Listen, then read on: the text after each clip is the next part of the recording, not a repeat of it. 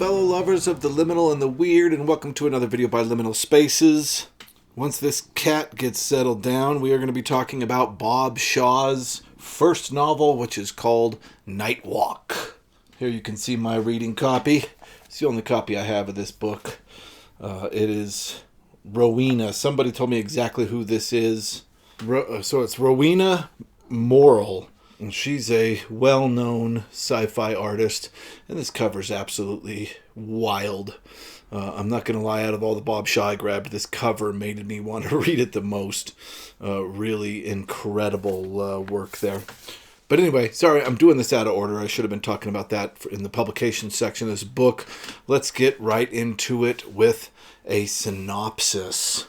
So, this is the story of a man named Talon, who is a physicist turned spy.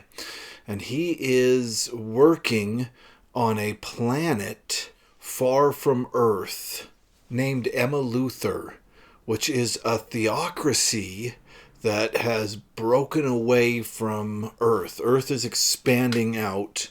Humanity basically is expanding out through space. And this one planet has separated from Earth and formed its own government, a theocracy. And space travel is very important in this book, and it opens really strongly with a description of the way that people move through space. I am not good at hard SF. I prefer really kind of the weirder new wave science fiction. And I feel like in a couple of places in this book, he goes into some pretty hard SF, but it is sparse, and this book is really enjoyable. And if you really enjoy that hard SF, I think you'll have a lot to enjoy here. But basically, they have found a way to travel through null space, he calls it, and that allows them to jump from gate to gate. The problem is, it's very quick to go one way. I didn't understand all this, I'm not going to lie. It's very quick to go one way, but going back the other way is really takes a long time, a lot longer. So he was saying he did like 12 jumps one way. He has to do like 8,000 back. I don't know why. He explains it in the book, and that's kind of the way that it works. So they keep using this refrain, Bob Shaw does, which I find really interesting, is that he is 80,000 jumps from home, which I find really interesting. Anyway, he's a spy, and because of the way this null system works in jumping, and it's their only way to travel through space. The fuck is that? It's made exploration kind of a difficult procedure. It's very difficult to find planets, habitable planets, and that's what they want most of. And they have like 4 core solar systems, I think. And it's very hard to find habitable planets.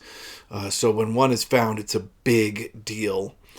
Because without these portal gates to control where they're going, if somebody just randomly shoots into null space, they'll end up in an unexplored part of the universe, and no matter how hard they try to get back, everything is randomized, and the probability of them getting close to a habitable planet when they're just jumping around through null space willy-nilly is like under 2%, or it might even be under 1%. It's wild because most of space is emptiness. This is the story of Talon, who's become a spy. He's traveled to this other planet, M. Luthor, because there's been a new habitable planet found, and both M. Luthor and Earth really want this habitable planet. Now, M. Luthor itself was a habitable planet found by Earth that Earth seeded, and then they broke away. So Earth has already seeded, I think, 3 other planets, if I remember correctly, and they want this one M. Luther's found. I don't know who found it. I think it doesn't go into who found it. I don't remember who exactly found it. But anyway, I think maybe M. Luther did find it. But Earth wants it anyway. The novel opens at the end of his mission. He has successfully got the coordinates to the new planet, and he needs to get those back to Earth. And unfortunately, if he gets caught, they will erase his memory, all of his knowledge of the coordinates. But Earth has come up with a super secret trick. What they've done is implanted him with a little tiny sphere that is open in his brain. But once he figures out the coordinates, he can close it. And it basically, it's like a ice cream scoop. It cores his brain a little bit in one little spot and completely covers it so that he can't access it, but nobody else can either. They can't erase anything. They can't do anything like that at all. So he's done this, and unfortunately, the net is getting tighter and tighter, and he has been caught. So he gets caught. He fights with this guy, and this guy shoots his eyes out with a needle gun. And then he is sent to prison. And that's where the novel really begins. And this is the story of Talon trying to continue his mission, escape from this crazy prison, and doing it all while blind. So his blindness for a large chunk of this novel is it's kind of the antagonist, really, of the book. It's interesting because there is an antagonist. The guy that shot him with the needle gun in the eyes is still alive, and he tried to kill him. He pushed him out a window, which is when he shot him in the eyes. So they have this antagonism going on, but the antagonist for a large chunk of this novel, almost all of it, is his blindness and how he deals with that. And I found that really invigorating, and it was very fun to read. And it came up when I was studying Bob Shaw himself. So Bob Shaw grew up in Belfast.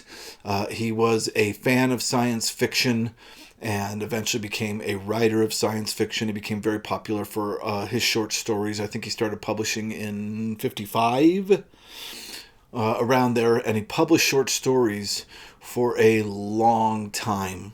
But he also nearly lost his eyesight through illness and suffered migraine-induced visual disturbance throughout his life. So the concept of losing eyesight was a traumatic event for Bob Shaw, and I think that he was unpacking that through a lot of these stories that have to do with sight, and apparently quite a few of his books have to do with sight. So, yes, I absolutely love this novel. I couldn't give it 5 stars. I was somewhere between 3.5 and 4 for this one, but that has nothing to do with Bob Shaw. That's actually just my own preference, and we'll get into that a little bit later in the video. But, I mean, right off the bat, this guy's prose is incredible. He's a good writer. I was taken in so much by his writing style. It's very well done.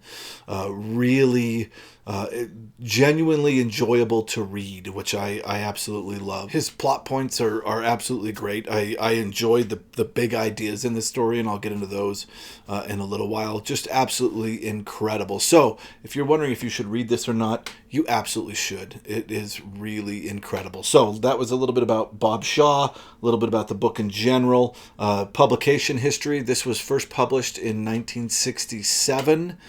And the first edition of it had a Frank Frazetta cover, which was all absolutely incredible. And it's interesting because I know that this book has probably had more than 2 covers, but the 2 covers that I see, both of them are really great. Bob Shaw got incredible cover art for this, his first novel, really, truly. Of course, this Rowena one with him walking through the swamp and all these eyes coming out. Should you read this? Absolutely. I highly recommend it. Why it didn't work 100% for me is not a failing of Bob Shaw's by any stretch of the imagination. I am not a huge fan of spy, intrigue, or action. I'm just not. And a lot of people really are. And that's why I want to recommend this novel so much, because out of all the spy intrigue novels that I've read, this one is incredible. It really, really works. And I think that people that love that kind of stuff will be so pleasantly surprised. The whole middle of this book is a spy intrigue action novel. A lot of what I kind of consider the big ideas fall away, and it becomes a survival book. And I'm not just talking about him in the swamp. He gets through the swamp pretty quick, actually, but it's just him on the run and you wondering, how is he going to get out of this crazy situation? There's people with guns all over the place, that kind of stuff. When I read those books, I'm not as interested as I am in other types of science fiction, but this is the best of the bunch that I've read of those. So if you're like, wow, it's crazy you don't like spy stuff, I love spy stuff, this book is for you. You will love it. It's absolutely incredible. I found that for me, the first part and the last part, even though they were the hardest for me to understand, and I feel like I still don't completely understand them, were the best. That's when I felt like I was dealing with kind of mind-bending science fiction. All the stuff in the middle was really well-written action sci-fi. So when he arrives to the prison blind, and this Luthor M or M Luthor planet, I can't remember, it's one continent, and the rest of the world is covered in ocean, and they have this prison set up in a way that is very, very difficult to escape. I mean, impossible. Nobody's ever done it. Nobody's escaped. The last person that tried to escape got weird fly larvae in his eyes that hatched, and he's blind and also in the prison. Anyway, these two, Talon and this guy, hook up and decide to escape. They create a machine first that uses sonar to kind of give them an idea of where things are and allow them to walk around and see. But eventually Talon takes it even further, and he creates this device that looks like shades that you put on your face, and you're able to hijack or hack into other people's eyesight. And there's a ton of this book that is so interesting, just of him trying to figure out how to move his body while looking at himself as a third person because he's hacked into somebody else's eyes. Just him trying to figure out how to shoot. Like there's a point where he's looking through somebody else's eyes and trying to line up the barrel of the gun so he can see right down it, so he knows that he can shoot the person. It's wild how much Bob Shaw thought about what it would mean to hack into other people's eyes and how hard that would be to move around. It's really incredible, and that adds a level of complexity to the spy action theme that is really keeps you interested throughout. The end of the book goes back to the concept of the beginning of the book. I'm going to try to do this without spoiling much, but he goes back to the concept of null space and how they can travel through null space. And he learned from this other physicist that perhaps null space is much smaller than the universe. Perhaps it's only a few hundred yards across, and all this wild stuff. Anyway, the book ends positively, and at times I was like, okay, the setup for this is so insane. There's no way he can get through this. This is ridiculous. But I feel like every step made sense. I am excited to read more Bob Shaw. I really enjoyed this, and I hope that we leave behind some of the more traditional action plot sequences in his future books for some weirdness. We'll see. I really truly did enjoy this novel, and I do recommend it. I think a lot of people will absolutely love this. This is pulpy in places, but it is way more complex and well written and enjoyable. I wouldn't put this in the pulp category, even though to me some of the spots felt pulpy. It was really well done, and I love the concept of people overcoming physical disabilities in incredible ways in science fiction. All right. Thank you very much for watching. If you liked it, please click like, please comment, please subscribe. And if you'd like to help the channel out, we do have a Patreon. It's $5 a month, and you get to join our Discord server. And I put up material there that I don't put up over here. So it's a good time. All right. Thank you very much for watching, and I'll see you next time.